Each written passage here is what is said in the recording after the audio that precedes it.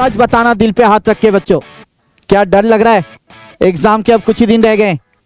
Yes sir, बहुत डर लग रहा है। और खास करके सर मैथ्स स्टार्ट में बहुत डर लगता है। लॉजिकल रीजनिंग तो फिर भी हम लोग कर लेते हैं थोड़ा बहुत, बट मैथ्स स्टार्ट में सर बहुत डर लगता है। ये हमारी दुखती दर्द है। तो आज बात करने वाला हूं मैं एक बहुत ही इंपॉर्टेंट टॉपिक पर। कुछ ऐसी चीजें मैं आपको बता रहा हूं, एक एक चीजें बड़े ध्यान से 2 से 3 मिनट तक आपने गौर से सुनना।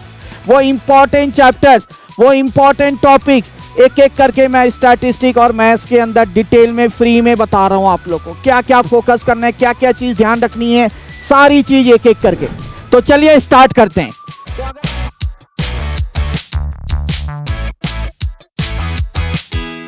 तो अगर मैं स्टैट की बात करूं बच्चों, स्टैट के अंदर आपने सबसे पहले मैं 2 चैप्टर्स की बात कर रहा हूं, measure of central tendency and dispersion और कोरिलेशन एंड रिग्रेशन। इन 2 चैप्टर्स के अंदर ना बहुत ज्यादा वेटेज है। तो इनमें आपने खास करके फॉर्मूले बार बार लिखते जाओ जब तक याद नहीं होता है, जब तक यहां सेट नहीं होता है, लिखते जाओ। दूसरा प्रॉपर्टीज, ये करना ना भूले, ये जरूर करना है आपने। Properties of mean, median, mode हो गया आपका, कोरिलेशन की, रिग्रेशन की, जब तक ये याद नहीं होगी अच्छे से आगे नहीं बढ़ पाओगे। तो ये 2 चैप्टर में आपने ये अच्छे से करना है। उसके बाद मैं बात करता हूं index number and statistical description of data. बच्चों इसमें थ्योरी क्वेश्चन बहुत पूछे जाते हैं इन दोनों चैप्टर से। अगर मैं खास करके बात करूं स्टैटिस्टिकल डिस्क्रिप्शन ऑफ डेटा, बहुत सिंपल सा चैप्टर है। 8 से 9 नंबर का क्वेश्चन डायरेक्ट यहां पे देखने को मिलता है, थ्योरी क्वेश्चन। इसमें जो सेट बी है, सी है, वो आपने नहीं करना है, सेट ए करना है। इसमें टोटल क्वेश्चन 60 है, 60, और एडिशनल जो क्वेश्चन बैंक है उसमें क्वेश्चन 58 है, 58 क्वेश्चन है। ये कर लो, that is more than sufficient. इसी तरीके से इंडेक्स नंबर में भी आपने थ्योरी पार्ट करना है।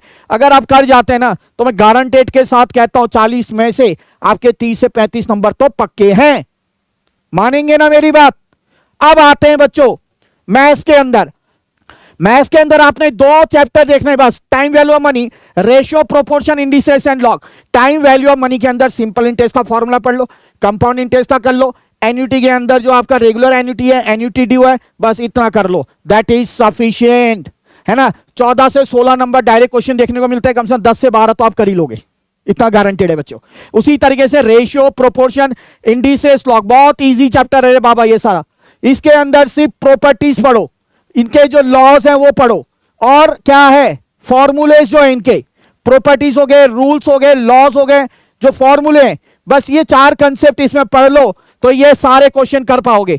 जैसे इन्वर्टेंडो क्या होता है, कॉम्पोनेंडो, डिविडेंडो क्या होता है, लॉग के कुछ फंक्शंस हैं वो आपने पढ़ने हैं, ये सब कर लो, आराम से पास हो जाओगे। प्रॉपर्टीज, रूल्स एंड लॉज, ये 3 चीजें अच्छे से इसका कर जाओ बच्चों, तो मैथ्स में भी आपका बेड़ा पार। मान लो ये सीधा सीधा 14 नंबर से मैंने क्या कहा, कम से कम 14 से 16 का आता है, कम से कम 10 से 12 आप ला सकते हैं, और ये कम से कम आपका 8 नंबर लगा लो, तो 12 8 20 नंबर यहीं आ गए। स्टैट में आप लगा के चलो 30। देखो आराम से यहां से पास करने का ये आपका जरिया है। ये मैं उन बच्चों के लिए कह रहा हूं जो बिल्कुल मैथ्स से डरते हैं, ठीक है, और मैं भी मिनिमम मार्क्स लगा के बोल रहा हूं, आसानी से आप लोग निकल जाओगे बच्चों। ये आपने जरूर फॉलो करना है।